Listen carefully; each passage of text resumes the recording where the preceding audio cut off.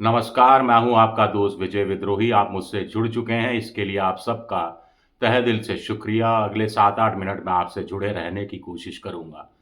तो दिल्ली विधानसभा चुनाव में अब मोहन भागवत और साथ-साथ दाऊद इब्राहिम की भी एंट्री हो गई है। शुरुआत अंबेडकर से हुई थी। जब अमित शाह ने कथित तौर पर अंबेडकर का अपमान किया था, तो केजरीवाल अंबेडकर के मुद्दे को सामने लेकर आए थे। कांग्रेस भी लाई थी, लेकिन यहाँ केजरीवाल के एंगल से हम कहानी स्पष्ट करने की कोशिश कर रहे हैं कि जो अब केजरीवाल और उनकी पार्टी मोहन भागवत और दाऊद को लेकर आई है, तो क्या ये इनकी पॉलिटिकल स्ट्रेटजी का हिस्सा है? क्या बीजेपी को उसी के घर में, उसी की मांद में घुसकर मार देने की एक सियासी चाल है, या फिर कोई एक बहुत बड़ी राजनीतिक मजबूरी है? तो अंबेडकर का मसला उठाया, फिर अंबेडकर के मसले को उन्होंने जोड़ा और ले आए मैदान में नीतीश कुमार और चंद्रबाबू नायडू को चिट्ठी लिखकर। तो कुल मिलाकर इसका मकसद क्या था? इसका मकसद दिल्ली में जो गरीब वोटर है, जो दलित वोटर है, उसको प्रभावित करने की कोशिश अंबेडकर के नाम पर थी।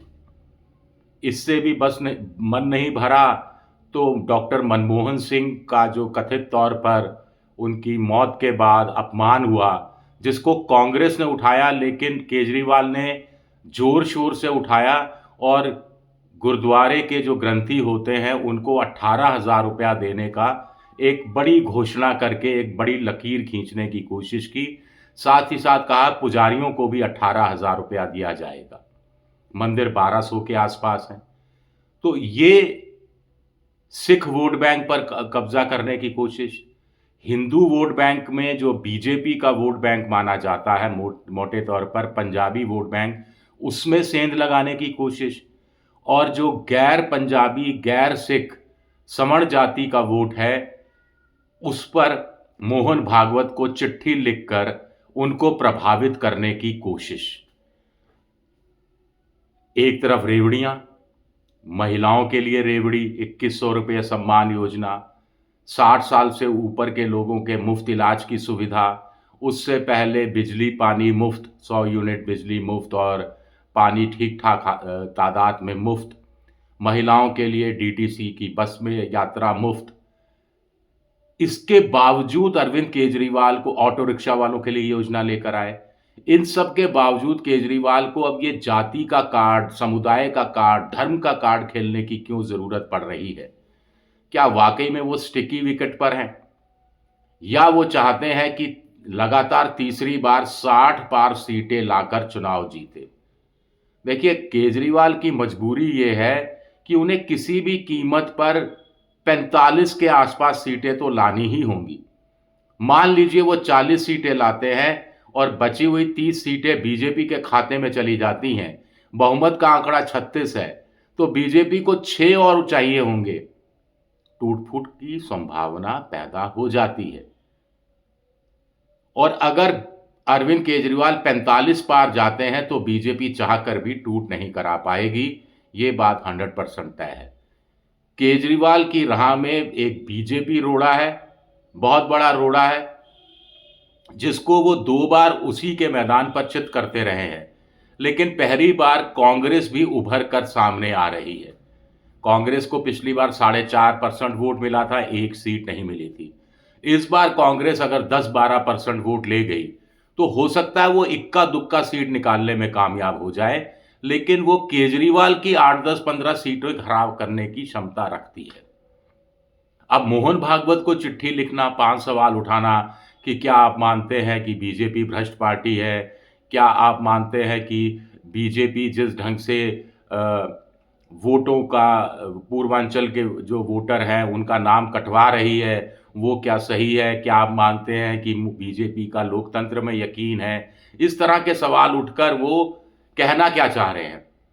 कहना वो हिंदू वोटर से ये कह रहे हैं कि अगर मोदी जी संघम शरणम गच्छामी है, तो वो खुद भी संघम शरणम गच्छामी है। कहना वो चाह रहे हैं शाखा बंधुओं से कि मोहन भागवत की आप जितनी इज्जत करते हैं, उतनी इज्जत मैं भी करता हूं। एक भ्रम फैलाने की कोशिश भी की जा रही है कि बीजेपी ही सिर्फ हिंदुत्व वाली पार्टी नहीं है, वो खुद हिंदुत्व में यकीन करते हैं, धार्मिक यात्राएँ उनकी सरकार कराती है। मंगलवार से वो बहुत से कार्यक्रमों की या शनिवार से कार्यक्रमों की शुरुआत करते हैं। हनुमान मंदिर वो बहुत जाते रहे हैं और इसको प्रचारित-प्रसारित भी करते रहे हैं। दिल्ली के दंगों में उनकी भूमिका कुछ संदिग्ध मानी गई थी। शाहीन बाग भी ना वो खुद गए थे, ना उनकी पार्टी के मनीष सिसोदिया या कोई अन्य नेता गया था।